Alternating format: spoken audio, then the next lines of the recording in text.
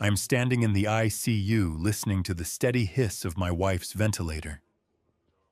I called my daughter, desperately asking her to come and help, but she only replied, "I'm busy. Don't make a big deal out of it."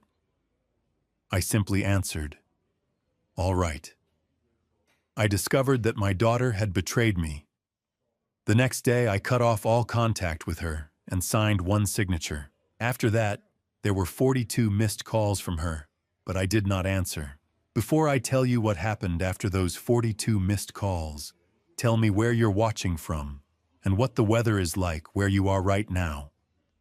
Like and subscribe to follow this journey. Note, this is a fictional story with dramatized elements for deeper, meaningful impact. The smell of hospital-grade disinfectant usually suggests cleanliness, but at 9:47 p.m. in the Charlotte General ICU, it smells like a slow-motion car wreck and the end of my 40-year marriage. I sat there, Vance Sinclair, a 65-year-old retired bridge inspector, with eyes that have seen every structural crack in the state, staring at the double doors where they had taken Adeline. For 4 decades, my job was to find the rust in the steel and the rot in the concrete before the weight of the world brought the whole thing down. I never once thought to point my flashlight at the foundation of my own home. My hands felt like lead in my lap, heavy and useless. Adeline had been driving down Highway 74, a route we had taken 1,000 times, when the brakes on her sedan simply ceased to exist. The doctors called it a miracle that she was alive at all. But as I listened to the rhythmic hiss of the hospital ventilation, I felt only a crushing, hollow guilt. I should have been the one in that car. I should have heard the squeal of the pads or felt the softness in the pedal. Instead, I was at the hardware store buying mulch while my wife was careening toward a concrete pylon. It was a structural failure I should have predicted. But even more disturbing than the mechanical collapse was the silence from my own blood. I looked at my phone again. No missed calls, no texts. Eloise Sinclair Madden, our 34-year-old daughter who runs a high-end design firm and always has her phone glued to her palm, was missing in action. She was choosing to stay away, while her mother's chest was being cracked open by a surgical team. Have you ever felt a bridge give way beneath your feet? It is not the falling that kills you. It is the realization that what you trusted to be solid was actually made of dust. I hit the call button for the 4th time, my thumb trembling against the glass. This time the line clicked open. There was no warmth, no frantic questions about her mother's vitals. Just the sound of a distant party and a heavy, exasperated sigh. "Dad, I told you I am exhausted," she said, her voice sounding like a sheet of ice. "I am in the middle of something important, and I really do not need the drama right now. I'll check in tomorrow if I have time. Good night." Before I could tell her that Adeline might not see the sunrise, the line went dead. I stared at the screen, a cold lump of betrayal forming in my gut that no doctor could cut out. Nurse Joyce, a woman with weary eyes and a soft voice that suggested she had delivered too much bad news in her 40 years of service, approached me with a clipboard. "Mr. Sinclair, I am so sorry to interrupt, but we need to process the $15,000 surgical deposit for the neuro rehab transfer." I nodded, reaching for my wallet. I pulled out my primary credit card, the one I had used for every major purchase for 20 years. Declined. A simple word on a tiny screen. It was not just a card. It was my entire life's safety net. I tried my backup card with a forced smile. Declined. "That is impossible," I told her, my voice cracking. "There is over 50,000 in that line of credit alone." I looked at the nurse's pitying face and then down at my phone. If my credit was gone, where was the 300,000 I had set aside for our retirement? The buzzing in my ears drowned out the hospital intercom, a high-pitched whine that sounded exactly like the sirens I'd heard screaming down Highway 74 just 6 hours ago. I fumbled with my phone, my thumb slipping against the glass as I tried to log into my bank app, while Nurse Joyce watched me with a pained, patient expression. The $300,000 retirement fund should have been there, a solid bedrock I'd spent 40 years pouring into our future. But the screen just kept spinning, mocking my desperation. My mind began to fracture, slipping backward through the timeline to the moment the foundation first cracked. I was sitting in my home office putting the finishing touches on a safety report for the Catawba River Bridge when the phone rang. Mr. Sinclair. It was a voice from the highway patrol, flat and professional. There has been an accident. Highway 74 near the overpass. The officer described a horrific single-vehicle crash involving a silver sedan. I remember the air leaving my lungs. Is she alive? I had gasped, the room spinning as the life I knew began to cave in. They told me she was being airlifted, mentioning a probable brake failure that had sent her through the guardrail. Memory is a funny thing. It doesn't come back as a story. It comes back as the smell of burning rubber and the taste of copper in the back of your throat. I recall the drive to the hospital, passing the crash site under the strobe of emergency lights. As a bridge inspector, I am trained to see the structural truth behind a collapse. I slowed just enough to see the debris field and the skid marks, or rather the lack of them. The steel shouldn't have twisted like that if she'd had any chance to slow down. Something felt wrong, a jagged edge in the narrative of a mechanical fluke. I'd given Eloise $2,000 in cash just last Tuesday. I told her the brakes were squealing and asked her to take the car to her preferred mechanic while I was out on a site visit. She'd called me that evening, her voice airy and confident, telling me it was all taken care of. New pads, new rotors, good as new. But the evidence on the asphalt suggested the pads had been non-existent. Do you know what it's like to realize you've been handing a wolf the keys to your sheepfold? The realization doesn't hit you all at once. It bleeds in. When I finally burst into the ER, I saw Adeline Sinclair, 63, lying beneath the pale blue hospital sheets. She was a retired librarian who always believed life followed a fair Dewey Decimal System. But now her life was being measured in the erratic peaks of a heart monitor. Dr. Leandros, a neurosurgeon with a face as sharp and precise as the scalpels he carried, stepped out of the trauma bay with blood on his scrubs. She has a massive subdural hematoma, Vance. We're going in now. I stood there paralyzed as the orderlies began to wheel her toward the elevators. I reached out, grabbing her bag to keep it safe, and her phone vibrated inside the side pocket. I pulled it out, my eyes blurring as I saw a message from Eloise sent an hour before the crash. Don't worry about the car, Mom. It's safe now. I stared at that text. It's safe now, as the elevator doors hissed shut on my wife. Safe or silenced. My hands started to shake, and it wasn't from the cold hospital air. Grief is supposed to be heavy, but betrayal is cold. So cold it makes your teeth ache in a room that's already freezing. I stood in the ICU hallway, clutching Adeline's phone, as if it were the only tether I had left to the woman who was currently being stitched back together behind heavy steel doors. My hands were still shaking, not from the climate control, but from the text I had just read. Safe. The word felt like a jagged piece of metal in my throat. I looked at the screen again, and my thumb hovered over Eloise's contact. I needed to hear her voice, needed her to explain why she would lie about the brakes. But as I went to call, the screen flashed with an incoming message. I am currently unavailable. Please contact my assistant for scheduling. It was an automated do not disturb reply. My own daughter had screened her mother's phone, placing a digital barrier between us, while Adeline's life hung by a surgical thread.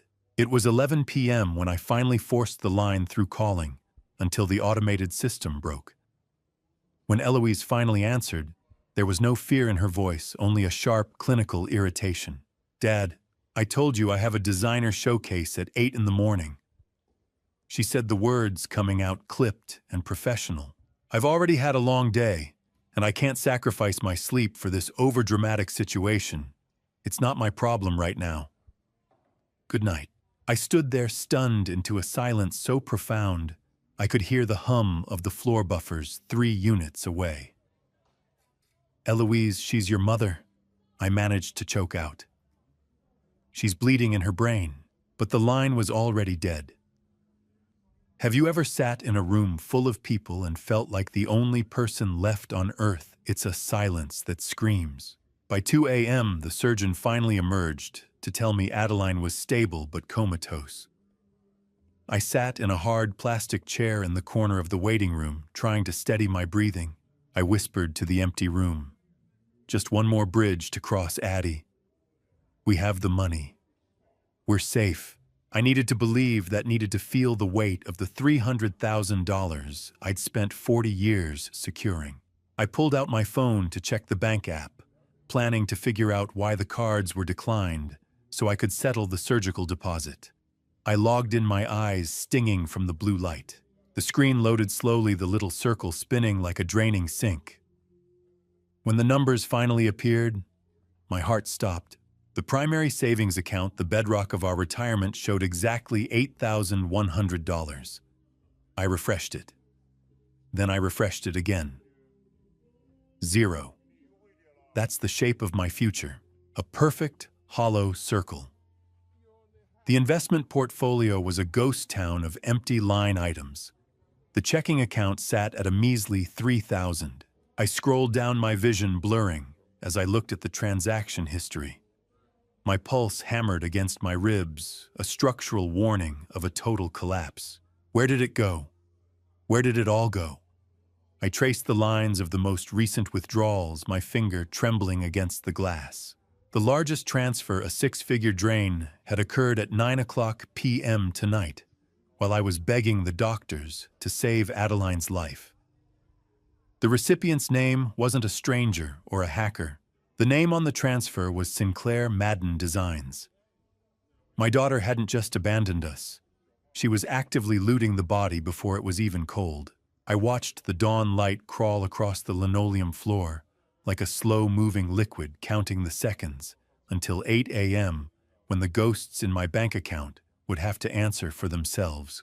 The hospital air felt thinner now, stripped of the temporary insulation that shock provides. My daughter had not just abandoned us. She had systematically dismantled the walls of the life Adeline and I had spent 4 decades building. At 8:15 a.m., my phone buzzed with an unknown number. Maria, a senior fraud investigator, with a voice as clipped and efficient as a ledger sheet, spoke to me from the bank's headquarters. She sounded cautious. Her words measured with the kind of professional distance that precedes a catastrophic report. "Mr. Sinclair, we noticed a sequence of wire transfers over the last 18 months, she said. They were authorized under the durable power of attorney submitted in August of last year. A cold sweat broke across my neck. August, I asked, my voice barely a whisper. I haven't stepped foot in a bank with my daughter since 3 years ago. Maria cleared her throat. The records show the email address on the account was changed 18 months ago to an address I'd never seen, v.sinclair.records@gmail.com. It explained the silence, the lack of digital alerts, and why I never saw the digital paper trail as our life's work was funneled into an account registered to Sinclair Madden Designs. I felt a wave of nausea so strong I had to lean against the cold hospital wall. She didn't just take the money, she took my name. While I was on the line, Maria emailed me the PDF of the power of attorney. I opened it on my phone, my hands trembling as I scrolled through the pages. I saw my own name, my address, and a signature that looked hauntingly like my own, yet lacked the slight tremor I've developed in my 60s. A forged signature is like a hairline crack in a bridge's support beam. To a stranger, it looks solid. To an inspector like me, it's the sound of everything coming down. It wasn't just a scribble. It was a masterpiece of deception. I was interrupted by the surgical resident, a young man named Dr. Aris, whose white coat still held the crisp creases of someone who hadn't yet seen a family implode, waited for my answer with a clipboard in hand. We need to discuss the facility transfer, Mr. Sinclair, he said, his eyes scanning his charts. The specialized neuro rehab center requires a $15,000 deposit to secure a bed. Adeline's survival now depended on money I no longer possessed because of my own flesh and blood. How do you tell a doctor that you can't save your wife because your daughter decided she needed a new office floor more than her mother needed to breathe? I swallowed the bile rising in my throat. I'm having some issues with my accounts. I said the lie, feeling like ash in my mouth. Give me until this afternoon to coordinate the wire. Doctor. Aris nodded, though a flicker of concern crossed his face before he walked away toward the ICU. As the resident walked away, my phone pinged.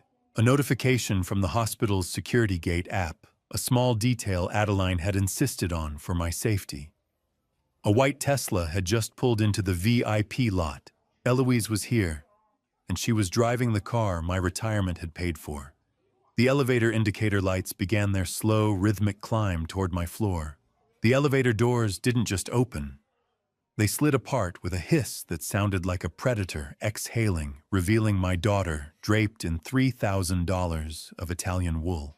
I watched the numerical display go dark as she stepped out into the ICU waiting area, her heels clicking against the linoleum with a rhythm that felt like a hammer striking a nail.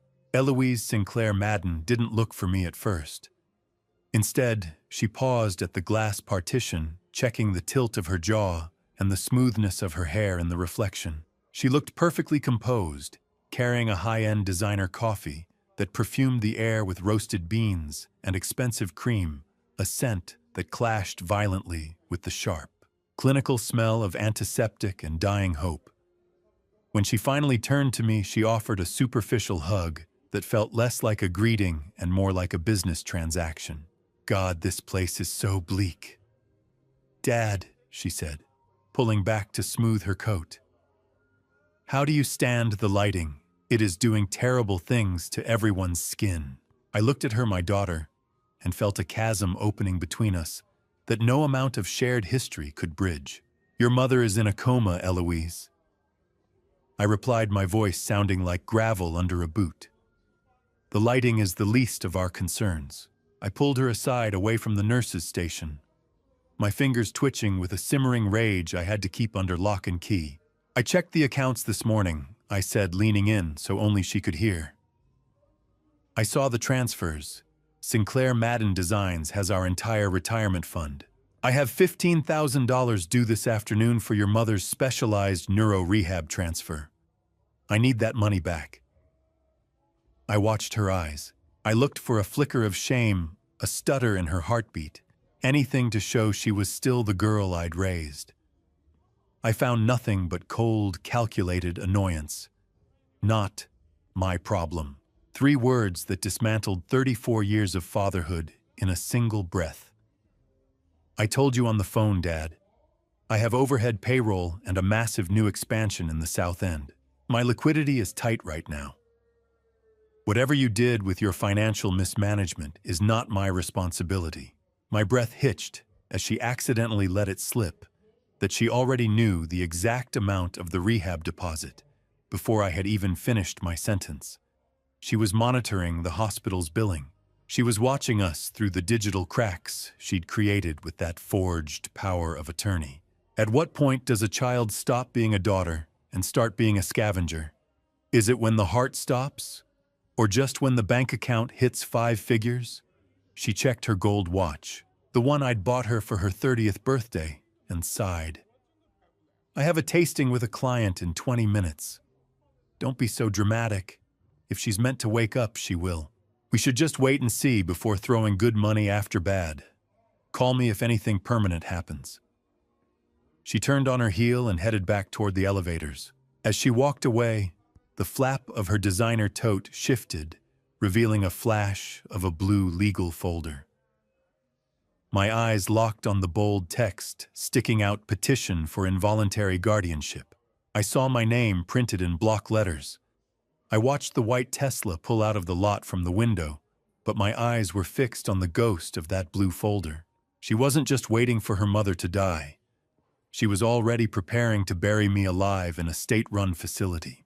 My fingers shook so hard, I nearly dropped my phone onto the pavement, the last piece of technology I actually owned that hadn't been compromised by my own blood. I sat on a cold stone bench outside the hospital entrance, the evening shadows stretching long across the concrete like grasping fingers. I couldn't breathe. Every time I closed my eyes, I saw that blue folder in Eloise's bag. Guardianship. It was a death sentence for a man who had built his life on independence. I scrolled through my contacts, skipping past the names of people who were just associates or neighbors, and finally tapped the one that had been there for 40 years. Basil the First whispered when the line connected, my voice breaking in the cool air. She took it all. She took everything, and she is just waiting for Adeline to die. I told him about the declined cards and the cold, polished glass of my daughter's eyes. Basil Redmond, 72, arrived at the hospital with a thermos of black coffee and a heavy envelope of cash, the retired hardware store owner's grip, as firm as it was 40 years ago. He didn't offer empty platitudes or tell me that everything was going to be all right. Instead, he sat next to me and looked me square in the eye. "Stay right there, Vance," he had told me on the phone. "Don't say another word to her. I am 20 minutes out." He mentioned something that made the hair on my arms stand up. He'd seen Beckett Madden lurking around my house 3 weeks ago, long before the accident. The surveillance hadn't started yesterday. It was a planned invasion. Do you have that one friend, the one who doesn't tell you it's going to be okay, but instead gives you the shovel you need to bury your enemies? That was Basil. He led me into the hospital cafeteria, the smell of burnt coffee and floor wax thick in the air. He pushed a heavy, unmarked envelope across the table. "This isn't a loan, Vance. This is a war chest. Go pay that nurse so they don't move Adeline an inch." I looked inside and felt a weight pull at my chest. $20,000. It was heavier than the steel I'd inspected all my life. It was the weight of a second chance. I tried to push it back, telling him it was his entire emergency fund, his floor-safe stash. He just glared at me with that old merchant's fire. "Stop it. Use it, then start thinking." He leaned in, his voice dropping to a low growl. "You have spent 40 years finding the rust in the steel, Vance. Why are you letting your daughter hide the rot in your own house? Stop crying and start documenting. Every cent, every text, every lie. You need to look at this like an inspector, not a father." He told me he'd seen Eloise taking a large box of old files out of my workshop the night before the crash.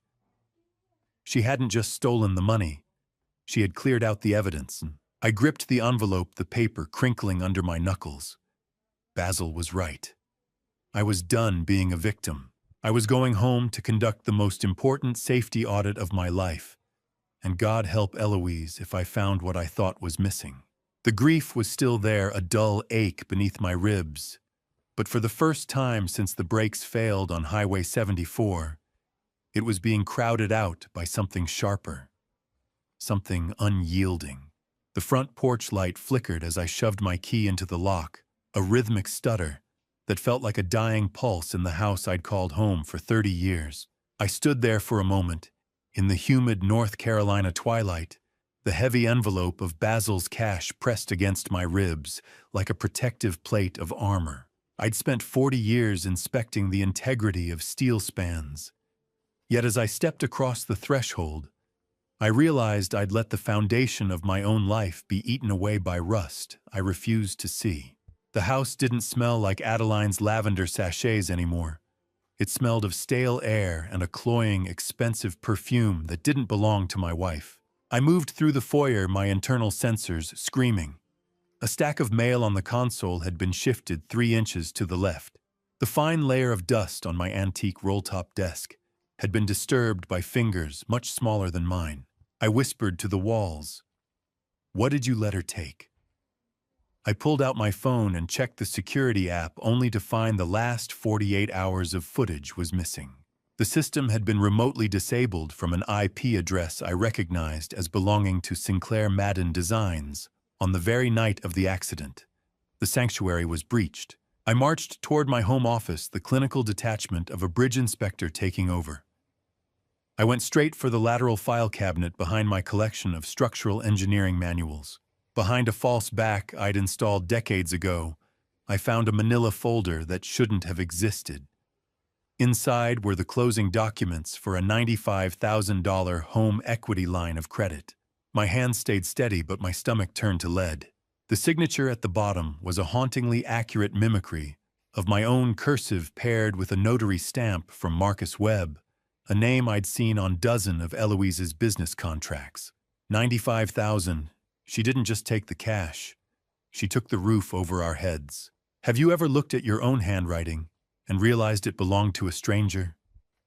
It's like looking in a mirror and seeing someone else's eyes staring back. Further back in the drawer, I found a stash of return-to-sender stickers and bank notices that had clearly been intercepted before I ever saw the mailbox. There were practice sheets, dozens of them, where my own daughter had spent hours perfecting the slant of my V and the loop of my S. She wasn't just my daughter. She was a ghost in my machine, a parasite that had been living in the shadows of my office for over a year. Looted. My life wasn't a legacy to her. It was a liquidation sale. I felt a cold, sharp clarity wash over me, the kind that comes when you finally locate the fracture point in a condemned structure. I reached for a thick 1980s safety manual on the top shelf, and as I tilted it, a glossy brochure fell out. It was for a private nursing home called Sunset Pines. Tucked inside was a draft of a letter from Eloise inquiring about immediate placement for 2 residents under involuntary guardianship.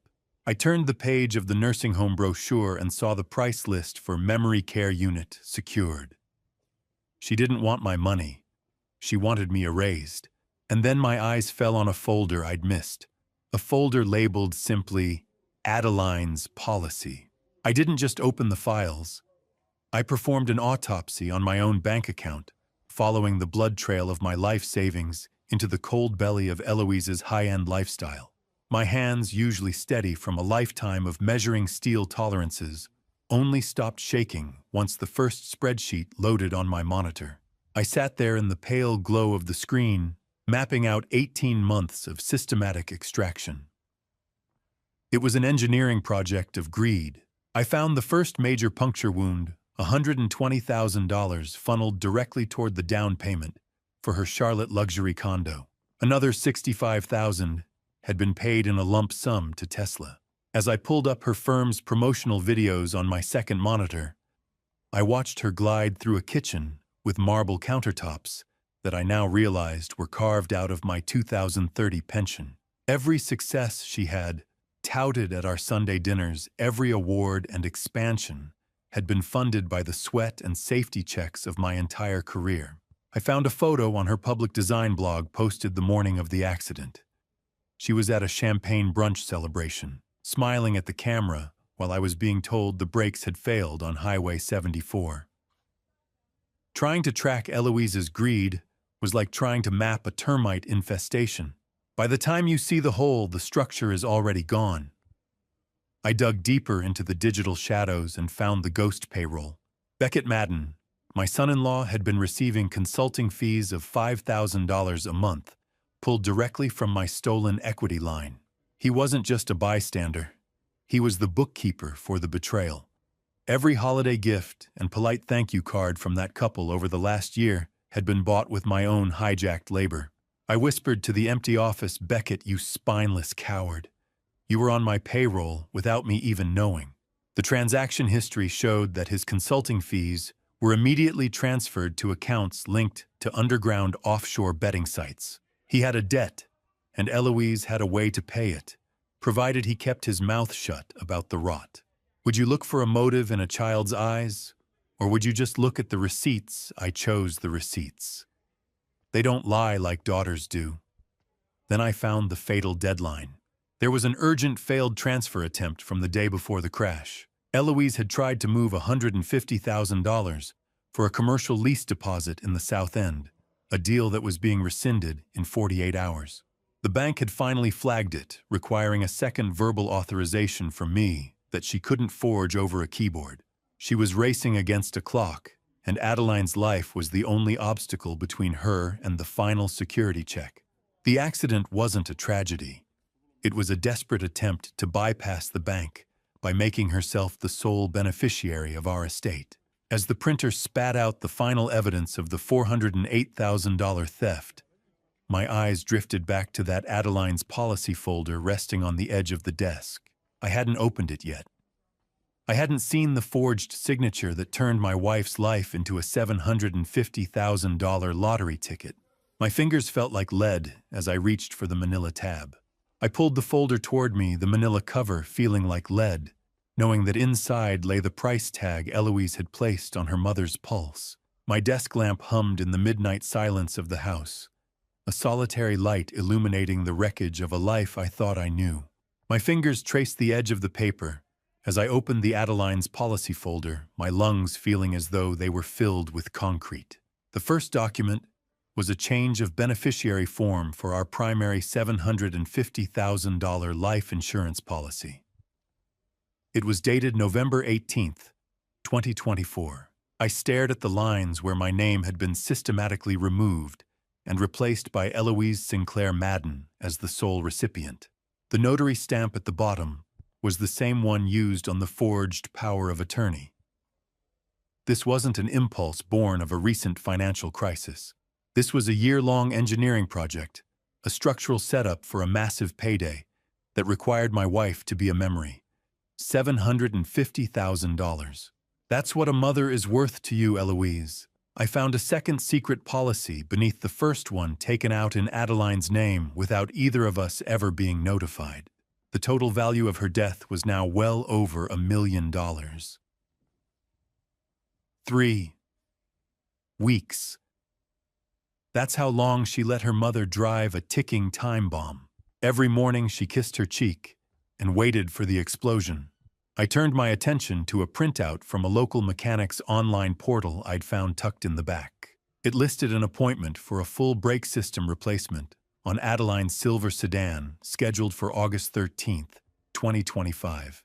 Right below it was the digital cancellation timestamp from only 3 hours later, initiated by a user ID linked to Eloise's business email. The weight of the $2,000 in cash I had given her felt like a physical burn in my pocket. I had paid for the repair. I gave her the money to keep Adeline safe, and she used it to sign her death warrant. She didn't just ignore the problem. She actively made sure the safety net was removed. How do you reconcile the daughter who used to hold your hand at the zoo with the woman who calculated the velocity needed for a fatal impact? You don't. You stop being a father, and you start being a witness. As a bridge inspector, I know that no skid marks on an accident report usually means the pilot never had a chance. I cross-referenced the cancellation with the Highway 74 police report. Eloise hadn't just hoped for an accident. She had engineered the failure knowing Adeline's daily route and the exact moment those thinned metal-on-metal pads would finally give way on the descent near the overpass. This isn't theft anymore. This is a murder conspiracy. Hidden in the very back of the folder was a printout of a Google search history from her firm's computer. The phrases stared back at me in cold, digital ink. How to simulate brake failure and Charlotte General Hospital DNR policy. I looked at the DNR search result and felt my blood turn to slush. She wasn't just waiting for the accident. She had a plan for the hospital bed, too. I reached for my phone, my hand finally steady with an icy, unwavering resolve. It was time to call the one person who could turn this paper trail into a prison cell. I didn't walk into the law firm. I marched into it with the heavy, rhythmic gait of a man who spent 40 years ensuring bridges didn't collapse, carrying a briefcase that contained the wreckage of my own family. The glass doors of Caldwell and Associates were polished to a mirror finish, but they couldn't hide the cold, surgical focus I felt vibrating in my own bones. I was no longer just a husband or a father. I was an inspector arriving at a terminal failure site. Jennifer Caldwell, 40, an attorney with a sharp bob and a gaze that could dissect a witness at 50 paces, stood behind her desk with a look of professional concern. She didn't waste time with pleasantries. I spread the blueprints of Eloise's theft across her mahogany desk. The forged HELOC, the drained retirement statements, and the life insurance beneficiary changes that turned my wife's heartbeat into a countdown for a payday. I watched Jennifer's professional mask slip as she realized the sheer scale of the calculated betrayal. She had seen children steal from their parents before, but she told me she had never seen a child plan their mother's funeral while the woman was still healthy enough to drive. I sat there unwavering and told her the truth she was already seeing. Eloise didn't just want the money, she wanted us gone. Detective West reveals that Eloise's business, Sinclair Madden Designs, was already under a quiet investigation for tax evasion, and my evidence was the final piece they needed to bring the whole structure down. Have you ever looked at a man whose job is to catch monsters and seen him flinch? That's when you know your own blood has crossed a line no one should ever touch. Detective Anthony West, 50, a man whose suit looked as tired as his eyes, but whose handshake held the weight of 20 years in the Financial Crimes Division, entered the room with a heavy notebook. He grew quiet as I presented the mechanical smoking gun, the logs showing Eloise had canceled the brake repairs I had already paid for. He looked at the search history for simulating brake failure and then back at me. "This isn't just a paper trail anymore, Vance," he whispered. "This is a crime scene with a pulse." We were moving beyond financial abuse and into the territory of attempted first-degree murder. The air in the room felt thick, pressurized like a deep-sea cable about to snap. West and Caldwell outlined the initial charges: elder financial abuse, 3 counts of forgery theft by swindle insurance fraud, and conspiracy to commit murder. 7 felonies. 1 for every year I spent teaching her how to ride a bike, how to drive, how to be a person. What a waste of a life. I picked up the pen to sign the formal complaint against my own daughter. "Once you sign this, Vance, there is no making it go away for a family dinner," West warned. "This is the state of North Carolina versus Eloise Sinclair Madden." I didn't hesitate. "My daughter died the moment she canceled those repairs," I told him, as the ink dried on the page. "I am just seeking justice for my wife." West noted that the notary who signed the forged documents was already flagged in a different fraud case, potentially linking Eloise to a larger criminal network. As I walked to my car, Detective West's last words echoed in my skull. "We're going to need a search warrant for her firm's server, Vance. There's a file on there she thinks is deleted, but we've already seen the ghost of it." The sound of my phone ringing as I pulled out of the parking lot was a sharp, digital intrusion that made my grip tighten on the steering wheel, the first of many calls that would change the course of the next 48 hours. Detective West didn't wait for a greeting. He told me to turn around and come back to the station immediately. There is a specific kind of cold that doesn't come from the wind. It's the chill that settles in your marrow when you realize your only child has been shopping for your replacement life while you were still living it. I sat in the digital forensics lab, the air smelling of ozone and overworked cooling fans, as West showed me what they had found on the encrypted server. The tech team had bypassed a folder titled Final Transition. It was a blueprint for an erasure. West revealed a series of PDF documents that made the room feel like it was spinning a pre-filled guardianship petition for me, citing early-onset cognitive decline and a brochure for Sunset Pines. She had the psych evaluation forms partially filled out. Vance West said, his voice dropping to a low rumble. She just needed a doctor's signature, and she was already talking to one. I stared at the screen, my heart hammering against my ribs. Early onset decline. I am a bridge inspector. I notice things people miss every day. I am not the one losing my mind, but the plan was already in motion. Erased. Not dead, but gone. A ghost in a state-run facility while she toasted to her success in our dining room. I reviewed the spreadsheets found in that folder, and a wave of nausea washed over me.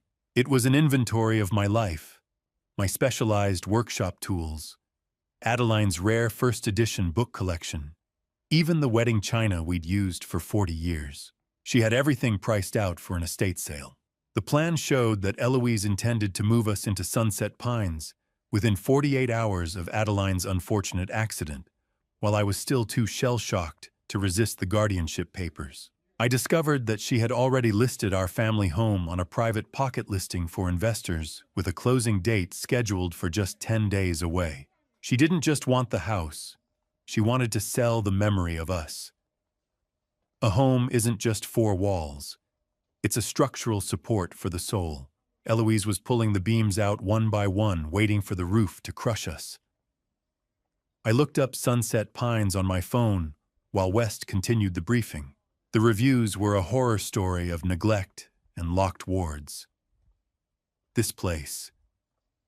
It is a prison for the old, I whispered. She wanted to lock us away in a room with a view of a brick wall. West nodded grimly. She wanted to erase the evidence of where she came from, Vance. It is time to show her we are still here. The psych eval document wasn't just a draft. It had been falsified with a forged signature from a local clinic where Eloise did a design project, making the guardianship process look dangerously imminent. I looked at that forged report and felt a new kind of fear. She wasn't just stealing our money. She was setting a trap that would strip me of my legal right to even speak. And then West's phone buzzed with an incoming text from the lab. Vance, they just decrypted the private messages. You need to hear this. How long does it take for a father to become a stranger in the fluorescent hum of a digital forensics lab? I realized it takes exactly the amount of time it takes to read a price list for your own institutionalization. I stood in the lab processing the Sunset Pines documents, while Detective West worked on a second terminal, his keyboard clicking like a rapid-fire pulse. For decades, I had been the man people called to ensure structures could withstand the relentless pressure of time and gravity. I had inspected every bolt and cable of the most complex spans in the state, yet I had been completely blind to the rust eating through the foundation of my own home. I realized now that Eloise didn't just want the assets. She wasn't just after the house or the savings. She wanted to remove the witnesses of her past, so she could reinvent herself as a self-made success story. A woman who rose from nothing, instead of a woman who was carried on the shoulders of parents she eventually liquidated. She was trying to burn the blueprints of who I am. I said, my voice barely audible over the cooling fans. West paused, looking at me with a grim, knowing sympathy. We're seeing this more often, Vance. Predatory heirs don't want a family. They want a trust fund. They see people as obstacles to be managed or deleted. A conspiracy isn't a single explosion. It's thousands of tiny termites eating the floorboards until you fall through into the basement. I found a to-do list in the server files that made my stomach lurch. Cancel Adeline's supplemental insurance was checked off the day before the crash. She was ensuring the hospital bills would drain the estate even faster, leaving us even more vulnerable. West pointed out a recurring name in the final transition folder, Marcus Webb. I recognized it immediately. He was the corrupt notary who worked exclusively for the high-end real estate developers Eloise designed for. Marcus Webb. He is the one who stamped the haylock. I said, the clarity of the situation feeling like a sheet of ice. He has been on her payroll for years. West nodded, making a note. We'll pick him up too. Forgery at this level carries a mandatory minimum. He won't hold out long once he sees the paper trail we have. Recorded. She sat across from me at dinner months ago, passing the salt, and recording my stumbles like a hunter tracking a wounded deer. I discovered a hidden recording she'd made during a night where I'd forgotten a minor detail about a neighbor's name. It was labeled, Evidence of Cognitive Decline Guardianship. I looked at a family photo on my phone, one taken last Christmas. I saw the calculated, practiced smile on Eloise's face and realized she was likely checking the balance of our accounts while the shutter clicked. The Eloise I loved was a fictional character, a role she played until the payoff was high enough to drop the mask. The woman in these server files was a predator, a terminal flaw in the structure of my life that had to be addressed with the same clinical precision I used to condemn a failing bridge. I'm done being the father I told the empty air. From here on out, I'm just the lead witness. I closed the laptop and looked at West. The technicalities were over. The internal debate was dead. Play the decrypted messages, detective. Let's see just how deep this grave goes. The blue light of the monitor reflected off Detective West's glasses, turning his eyes into cold digital voids as the first string of decrypted messages crawled across the screen. I watched the flickering text, my breath hitching in a chest that felt increasingly hollow. The screen of the forensics terminal hummed to life, revealing a scrolling log of private messages that stripped away the last of the illusions I held about my daughter. These were not the words of a child. They were the blueprints of a predator. I leaned in my hands, gripped so tightly on the edge of the desk that the plastic groaned. The logs from August 12th were the first to hit me. It was the day I had given Eloise $2,000 for the repairs. I read her message to Beckett. The squeal is loud, but the pads are thin enough. One more trip down the 74 should do it. I felt a numbing horror wash over me. The accident wasn't a gamble she'd hoped for. It was a calculated mechanical failure timed to a specific geographic incline. She knew. She heard those brakes screaming for help, and she just waited for the laws of physics to do her dirty work. "It's right here," Vance West said, his voice dropping an octave as he pointed at the timestamps. One more trip. That is premeditation. The twist in my gut worsened as I saw that Beckett wasn't just a bystander. He was the one who physically called the shop to cancel the appointment at Eloise's direct request. Liability. My wife wasn't a woman to them. She was a line item on a spreadsheet that needed to be zeroed out. The log jumped to the night of the crash, September 4th. While I was pacing the waiting room in a cold sweat, praying for a miracle, Eloise was texting Beckett about DNR protocols and letting nature take its course. She argued that wasting liquid assets on long-term care for a depreciating liability was a poor business move. Depreciating liability. Is that what 34 years of motherly love gets you? She was coaching Beckett on how to convince me to sign the papers, Vance West whispered. How do you breathe when you realize the person you taught to walk was just waiting for you to fall so they could pick your pockets? The forensic hammer came down with a final message sent on. September 5th, shortly before she arrived at the hospital in that white Tesla. She told Beckett to keep the car in the garage and act stressed so I wouldn't suspect a thing. But the darkest part was her backup plan.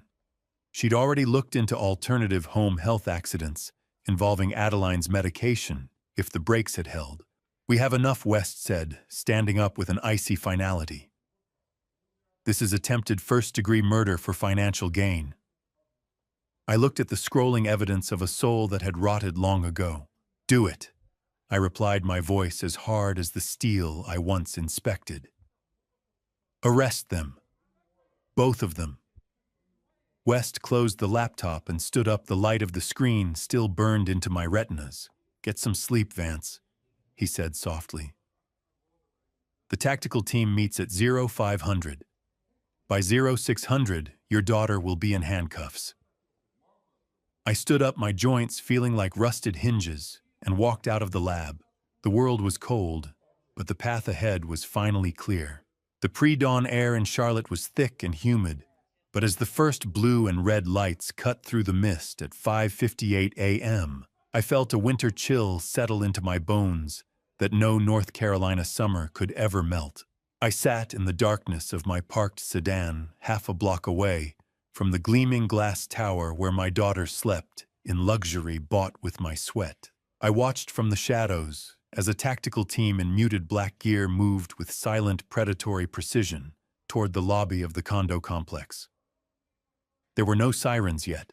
I saw the muffled thud of a battering ram against a side entrance, a dull vibration that reached me through the pavement, followed shortly by the sharp, distant shattering of glass. It was a strange irony to sit there knowing I had paid for the very high-end security system the police were currently bypassing with a steel bar.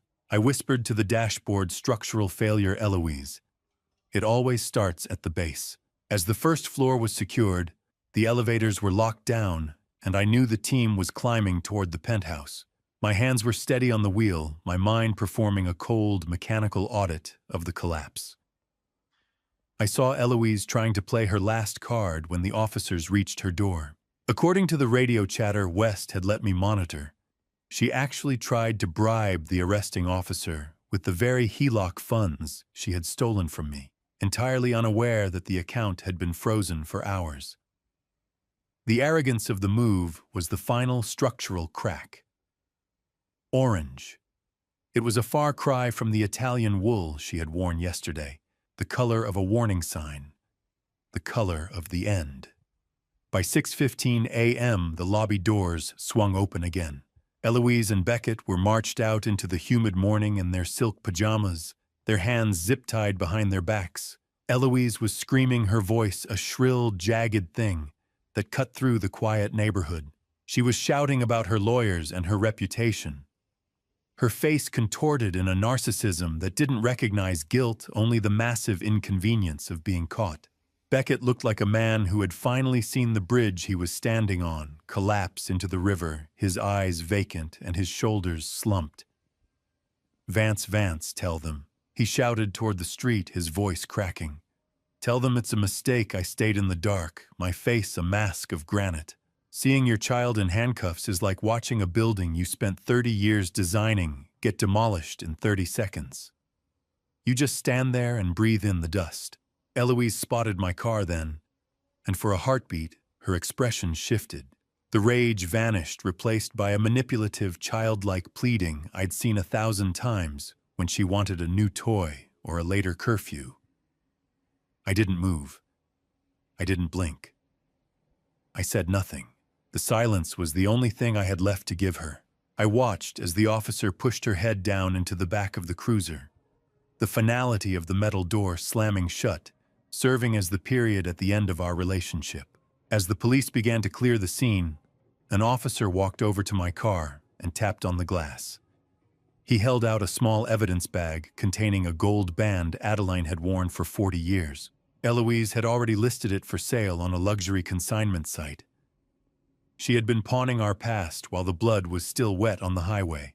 A house without a wife is lonely, but a house without the daughter you thought you raised is a hollowed-out shell echoing with the ghosts of every lie ever told over Sunday dinner. I stepped into the foyer of my home in Matthews, North Carolina, feeling the unnatural stillness of the air. The weight of Adeline's wedding ring was a small, cold gravity in my pocket, until I placed it gently on her bedside table right next to the hand lotion she used every night. I walked through the rooms, tracing the structural integrity of a family that I now realized had been riddled with dry rot for years. I had spent my career looking for fractures in steel and concrete, yet I had been a blind man in my own hallways. The childhood photos of Eloise on the mantel, the gap-toothed grins, the soccer trophies, the graduation gown no longer looked like milestones of growth. They looked like the early stages of a long con. I felt a sudden urge to check the foundation of the house itself. As I knelt in the kitchen to inspect the baseboards, I noticed a tiny black plastic tab adhered under the edge of the oak table. I pulled it free, realizing with a sick lurch that it was a high-sensitivity recording device. She hadn't just been stealing our money. She had been a squatter in our private conversations for months, listening to us while we ate our breakfast. You weren't just a daughter, I whispered to the empty chairs. You were a parasite. At 5:47 p.m., the landline began to chirp. It was a relic I kept only for emergencies, a hardwired connection to a world that didn't rely on cell towers. The caller ID display flashed with 4 words that made my blood turn to ice. Mecklenburg County Jail. Ring. A sound that used to mean a child was checking in. Now it is just the rhythmic clanging of a prison door. An automated voice informed me of a collect call from an inmate. Press 1 to accept, the recording droned. I sat in my mahogany armchair watching the phone vibrate against the end table. Not today, I thought, my hands resting steady on my knees. Not ever again. I let the silence return, but it was short-lived. The phone rang again 10 minutes later, then again at 6:15 p.m. By the time the sun began to dip below the tree line, the missed calls log showed 7 attempts. I pulled out a fresh notebook and began a tally, treating each vibration like a structural stress test. I noted the time of each ring with clinical precision. It became a morbid arithmetic of narcissism. 7 calls for money or legal help. 0 calls to the hospital to ask if her mother's heart rate was stable. A family is a bridge. When the cables snap, you don't try to tie them back together with string. You let the whole thing drop and you start over on higher ground. I was about to close the book when the 8th call came through. I looked at the digital readout and froze. This one wasn't from the jail's general line. It was a direct ping from a prepaid account linked to Beckett. I looked at the 7th call, the one from Beckett, and realized the cracks in their perfect marriage were wider than the ones they'd put in mine. He wasn't calling to apologize for the brake lines or the stolen equity. He was calling to sell her out before she could do the same to him. There is a specific kind of silence that only exists in the ICU at 4 a.m., a heavy clinical quiet, where the only thing louder than the machines is the sound of a father's heart hardening into stone. I sat in the dimly lit room beside Adeline, watching the mechanical rhythm of her ventilator. The pale green light of the heart monitor cast long, flickering shadows against the sterile walls, making the room feel like a submersible deep underwater. I reached out and took Adeline's hand. It was cool, the skin like fine parchment. I realized that while I had spent 40 years ensuring the structural integrity of bridges across this state, I had been blind to the rot eating the foundation of my own home. "I'm fixing the foundation, Addie," I whispered to her comatose form. No more leaks. No more rot. I spent the quiet hours performing a structural purge of our legal lives. While reviewing the medical files I'd requested from the nursing station, a cold shock hit me. I discovered that Eloise had already tried to sign a comfort care-only waiver for Adeline 48 hours ago. If the hospital hadn't flagged the pending insurance dispute, she would have effectively stopped all life-saving treatment while I was at the hardware store. The betrayal wasn't just financial, it was lethal. The night nurse, a man named Marcus with soft-soled shoes and a quiet efficiency that respected the gravity of the room, moved around the bed like a shadow. He checked the IV bag, the smell of rubbing alcohol and sterile plastic following him. I looked up and handed him the forms. "I need to remove my daughter from all medical decision-making roles," I said, my voice as flat and hard as a granite slab. "Effective immediately." Marcus took the clipboard, his eyes reflecting a weary understanding. "I'll get the social worker to notarize the change at shift change, Mr. Sinclair." I watched him leave, then picked up my black pen. Delete. A 6-letter word that carries more weight than 1,000 apologies. One click, and 34 years of history become an empty folder. I struck through Eloise's name on every document, the ink bleeding into the paper like a final judgment. I listed Basil Redmond as the primary contact, feeling a literal weight lift from my chest as the legal tether to my daughter was severed. I opened my laptop, the blue light stinging my eyes. I began the digital exile, changing every password and removing Eloise from every shared account.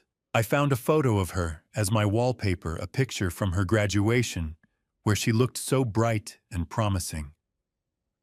With a steady thumb, I selected delete. Pruning a family tree is messy work. You end up with sap on your hands and a hole where a branch used to be, but it is the only way to save the trunk. "You are not a Sinclair anymore," I muttered to the empty air. "You are just a case number." As I finished the final purge, I found an old handwritten emergency plan in Adeline's purse that she'd written years ago. Her shaky script from 3 years ago stated clearly that she never wanted Eloise to have control over her care. I looked at the note and realized I wasn't the only one she had been hiding things from. She knew.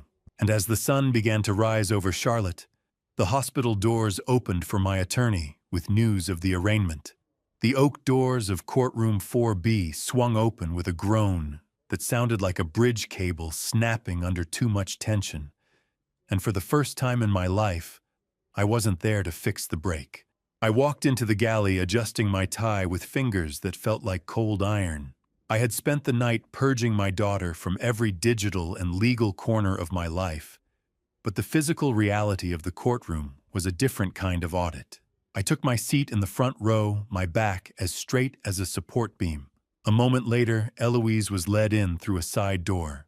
The designer poise I had seen her wear like armor only days ago was gone, replaced by a standard-issue orange jumpsuit that made her skin look sallow under the harsh fluorescent lights. Her hair was a bird's nest, and her eyes were wild as she scanned the room.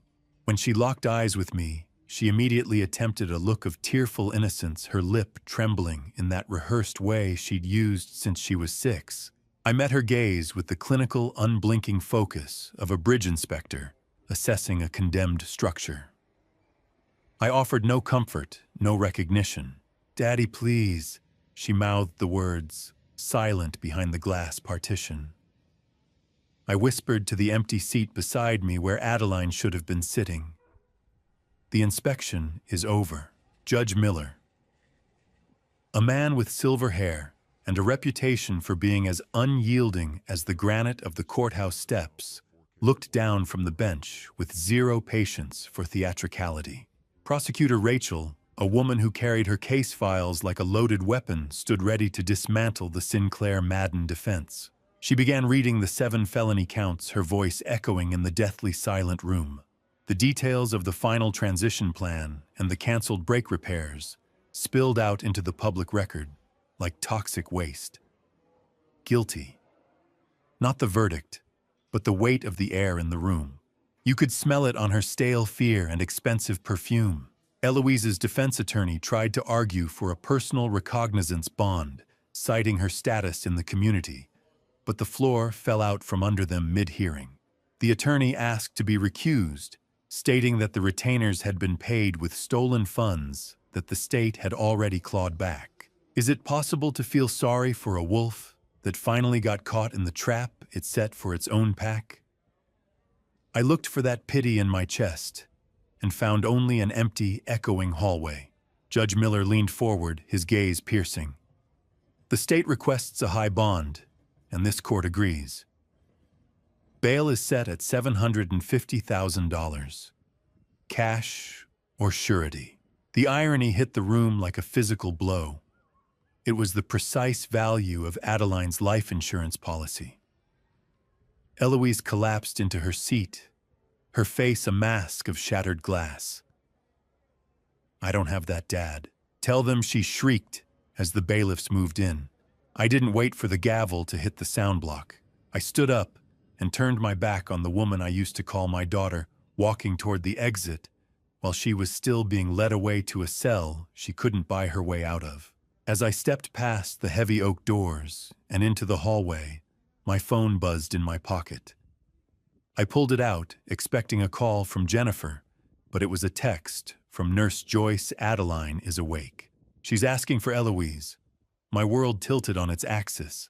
I burst through the ICU doors, still smelling of the courthouse stale coffee and cold justice, only to find the one thing I wasn't prepared for: the light finally returning to Adeline's eyes. My tires had shrieked against the asphalt of the parking lot as I raced back to Charlotte General. My mind, a blurring collision of the orange jumpsuit I'd just left behind and the woman I'd prayed to see wake for weeks. When I reached her bedside, she was propped up against the pillows, her face pale, but her gaze focused. "Vance," she asked, her voice a thin, raspy thread that snagged on my heart. "Why is it so bright in here? Where is Eloise? She was supposed to meet me for lunch." She was talking about a lunch from 7 months ago. I reached for her hand, my skin feeling rough and calloused against hers, which still carried the faint scent of hospital soap and antiseptic. "Addie, take it slow," I whispered, trying to keep my voice from cracking like sun-baked timber. You have been asleep for a while. She looked at me with a confused, soft smile, then mentioned that she'd secretly given Eloise a second set of keys to my private workshop back in the spring. She thought it would help us bond over my old blueprints. The revelation was a fresh puncture wound. Eloise hadn't broken into my files she'd been invited in by the very woman she intended to kill. Amnesia isn't a blank slate. It's a structural bypass. Her mind had built a bridge over the truth because the truth was a drop too steep to survive. Doctor, Aris stepped into the room, his expression a mixture of professional triumph and clinical caution. He explained the retrograde amnesia, the lost months, that coincidentally covered every moment of Eloise's escalating theft. To my wife, our daughter was still the perfect, devoted girl who brought her lavender lattes and shared secrets. She wouldn't just leave me here. Vance Adeline insisted, her voice gaining a frantic, sharp edge. Did you say something to her? Did you two have another fight about her business? She looked at me not with love, but with a growing suspicion that I was the one standing in the way of her happiness. It's not a fight, Addie. It is a criminal case. I said the words, feeling heavy and wrong in the sterile air. Liar. That word coming from Adeline's lips felt sharper than any shard of glass on Highway 74. She began to struggle against the translucent tubes tethering her to the monitors. You are lying. You have always been too hard on her. You're jealous because she's successful. Get out, I want my daughter. The machines began to wail a chorus of electronic panic as her heart rate spiked on the monitor. I tried to reach for her to show her the bank records I carried in my pocket, but she recoiled as if my touch was poison. I want Beckett. She screamed, her face flushed a dangerous red. He's the only honest one, call Beckett. She had no idea he was the one who had already traded her life for a reduced sentence. The nurses swarmed the bed, their blue scrubs a blur of motion as they moved to sedate her. As they pushed me toward the door, Adeline's voice followed me into the hall, raw and desperate. I know my daughter Vance. She would never hurt me. I stood in the corridor, the silence of the hospital settling over me like a shroud, and I knew there was only one way left to save her. I had to show her the practice sheets. A bridge doesn't just fall. It screams before the steel snaps, and as I walked back toward Adeline's room with the evidence in my hand, I could already hear the sound of her world tearing apart. I sat for a moment in the hospital cafeteria, my fingers white-knuckled around the manila folder that contained the death of her illusions. The tea in front of me had gone cold, as stagnant as the air in this building. I knew that what I was about to do would be more invasive than any of the surgeries Adeline had endured, but leaving the cancer of Eloise's lies in her mind was a risk I could no longer take. I met Basil Redmond in the hallway just outside the ICU. He gave me a curt nod, his old man charm already deployed, as he leaned against the nurse's station, regaling the young staff with a convoluted story about his hardware store days. It was the perfect screen. I slipped past the station and into Adeline's room. She was sitting up, her eyes red-rimmed and fixed on the door, still searching for the daughter who was currently being fingerprinted in a county jail cell. I am not here to argue anymore, Addie. I said, my voice as unwavering as a support beam. I am here to show you the truth. She started to turn away, the old defiance flickering in her gaze, but I moved faster. I spread the practice forgery sheets across her lap. Ink, rows and rows of it. A daughter's love expressed in the calligraphy of a crime. I pointed to the slant of the A in her name, written hundreds of times in Eloise's sharp, distinctive cursive.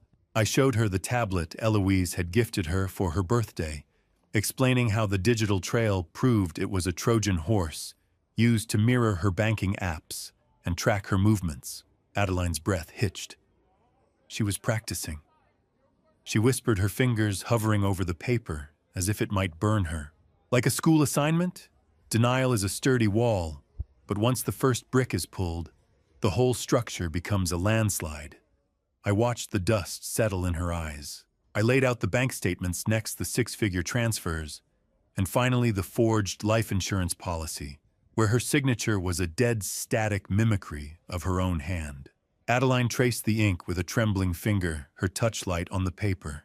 I watched as her face shifted from confusion to a hollowed-out horror that made her look smaller than I had ever seen her.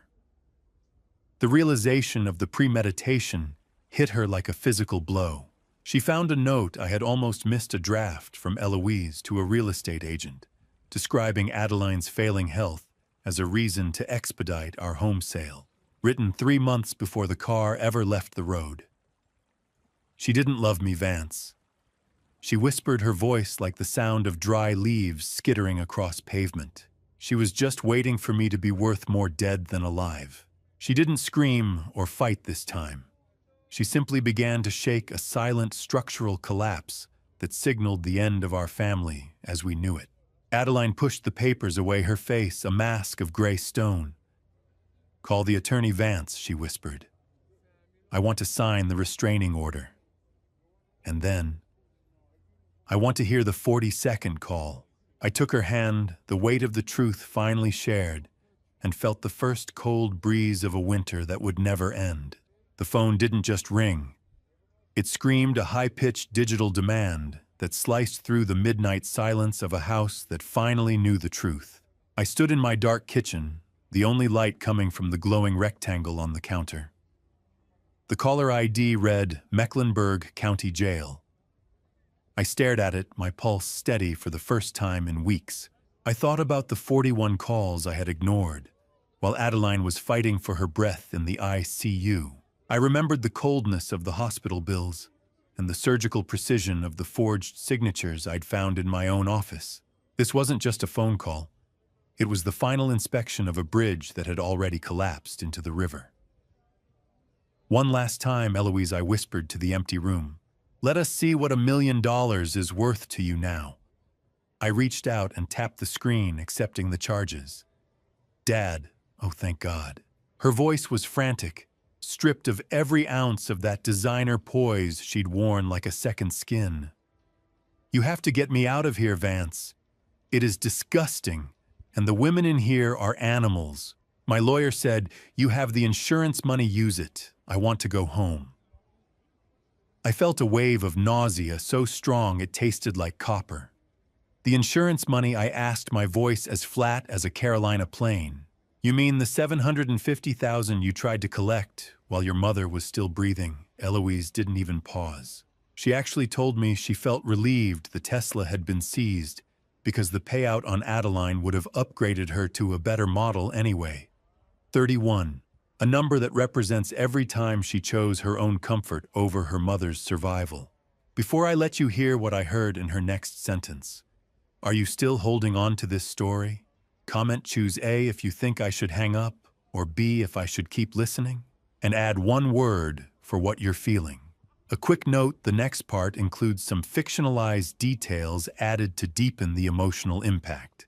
42 calls, Eloise, I said, cutting through her excuses. Not once did you ask if she woke up. Not once did you ask if she could speak. You didn't even ask if her heart was still beating. I was stressed. "Dad, I am the victim here," she shrieked. I realized then that the structural failure was total. There was no empathy left in the woman who shared my DNA. Hanging up that phone felt like cutting the final cable on a bridge that was already underwater. "Adeline is awake," I told her, and the silence on the other end was absolute. "She has seen the forgery sheets. She is the one who signed the restraining order.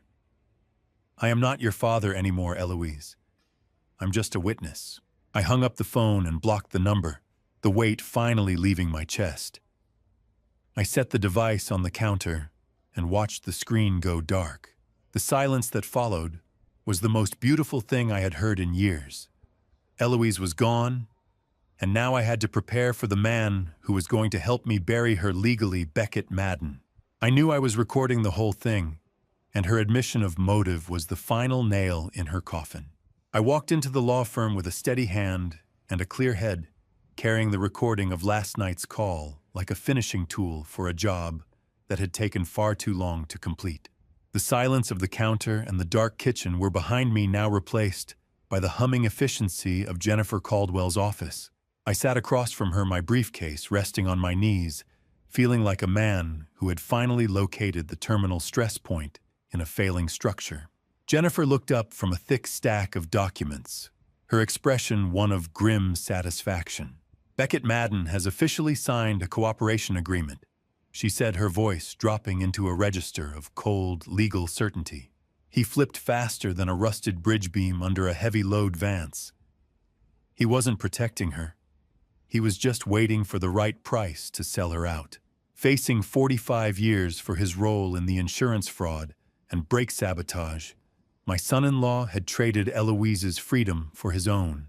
He had handed over a hidden cloud storage password containing months of recorded arguments and planning sessions.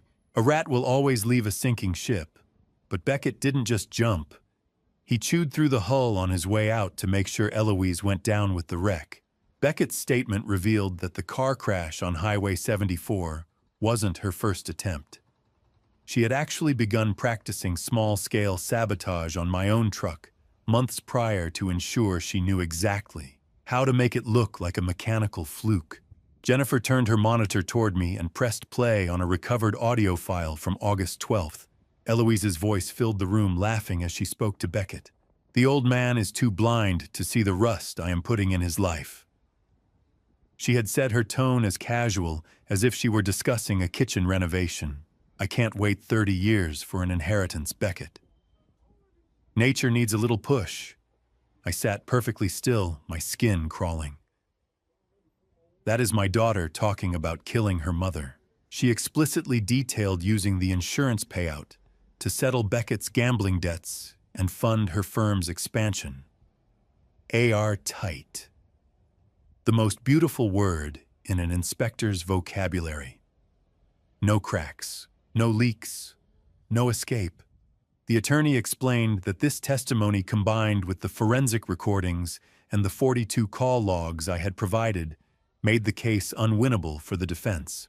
Eloise had even picked out a memorial garden for Adeline before the crash happened, using the design as a pitch to show prospective investors how her brand honored legacy.